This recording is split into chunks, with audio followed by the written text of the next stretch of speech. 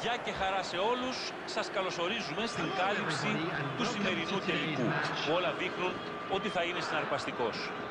Ο κόσμος εδώ κατέκλυσε από ώρες στο στάδιο, δημιουργώντας εξ αρχής μια φοβερή ατμόσφαιρα.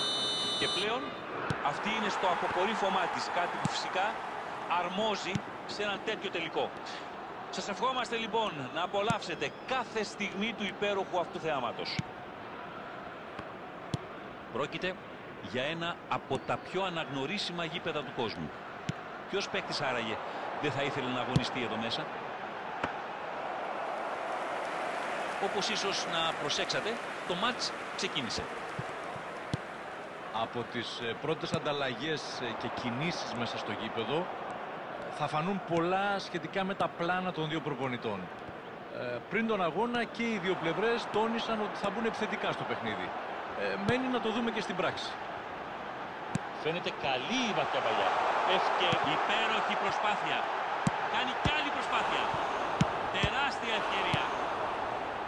Καλό διώξιμο. Αν και ομολογουμένως ξεκίνησαν δυνατά, θα πρέπει να είναι πιο ουσιώδεις στην τελική τους προσπάθεια. Ταρεμί. Καλό διάβασμα της φάσης.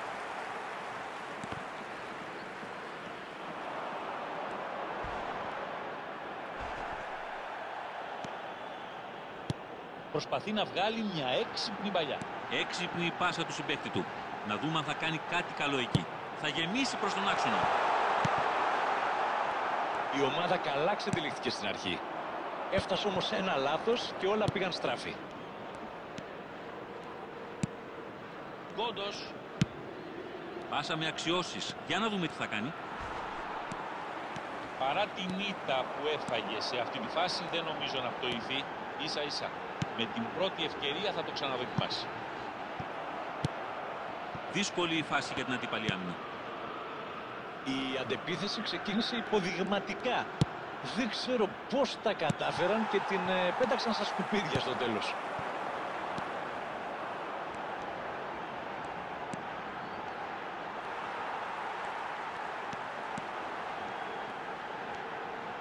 Και βγάζει την μπάλα προς τα άκρα. Υπέροχη ενέργεια. Κάνει το γέμισμα προς τα μέσα.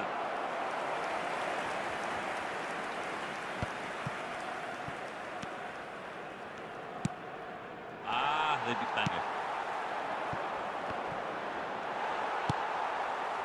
Ταρεμί.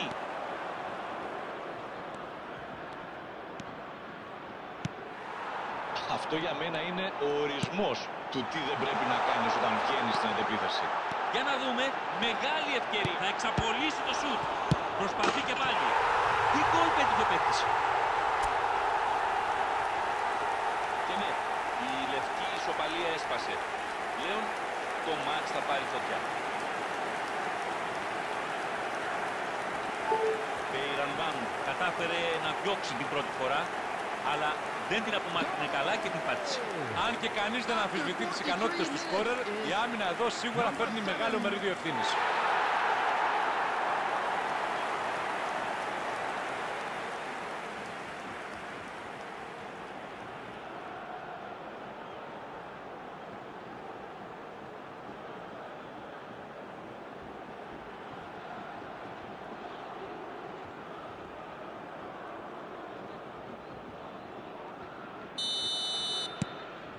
Για να δούμε τι θα γίνει τώρα που έσπασε το 0.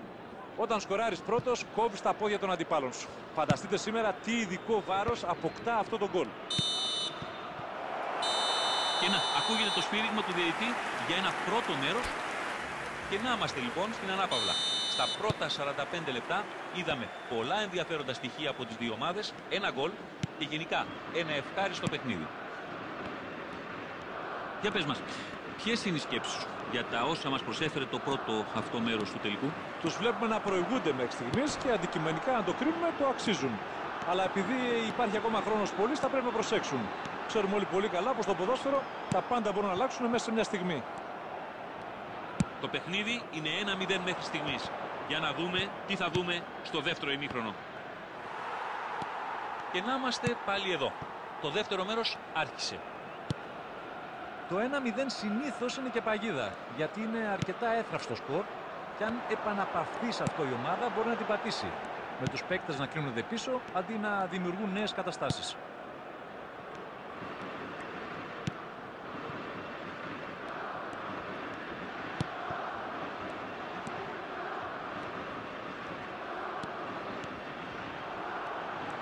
Άψογη κίνηση.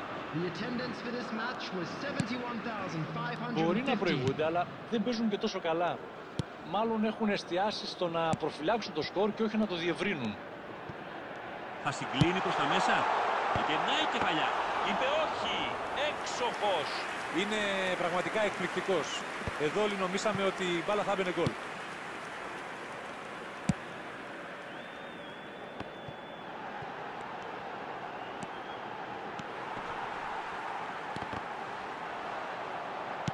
Εδώ χαραμίστηκε η μπάλα. Θα την επιστρέψει με τη μία. Ο ορισμός του passing game. Έτοιμος να σουτάρει. Η μπάλα είναι μέσα. Με 2 γκολ διαφορά πλέον έχουν το κεφάλι του ήσυχο.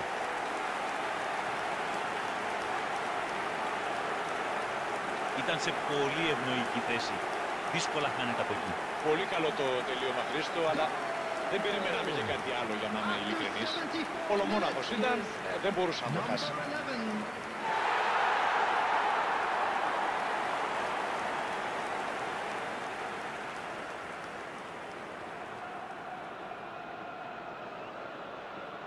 Substitution in progress. Όπως Μποχαράμι θα ψάξει για προωθημένους συμπαίκτες του. Έξυπνη η πάσα του. Τώρα υπάρχουν όλες οι προϋποθέσεις για αντεπίθεση.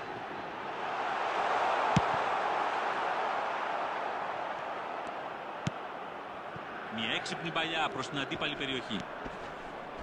Δεν ήταν αρκετά αποφασισμένος, νομίζω. Τέτοιες ευκαιρίες δεν εμφανίζονται συχνά. Πρέπει να είσαι έτοιμος να τις αρπάξεις. Τον τροφοδοξουτάρει με δύναμη. Αν έμπαινε αυτό θα ήταν τώρα 3-0 το σκορ. Αν το είχε βάλει, μάλλον θα είχε λήξει το θέμα τώρα. Κινήθηκε πολύ όμορφα και κατάφερε να σταματήσει την παλιά πριν γίνει επικίνδυνη.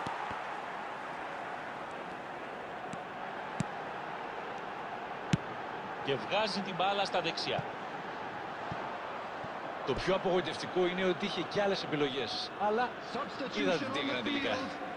Number 7, number 25, number 24, number 14, number 11, coming on the field, number 13, number 23, Άκομψη η επέμβαση του. Κάνει φάουλ. number 18. Θα μπορούσε εύκολα να είχε δει την κάρτα. Όμως ο διαιτητής αποφάσισε να είναι επίοικης. Το επίπεδο της διαιτησίας είναι αντάξιο ενός τελικού. Για να δούμε αν θα πάρει το μάθημά του ο παίκτης μετά από αυτές τις παρατηρήσεις.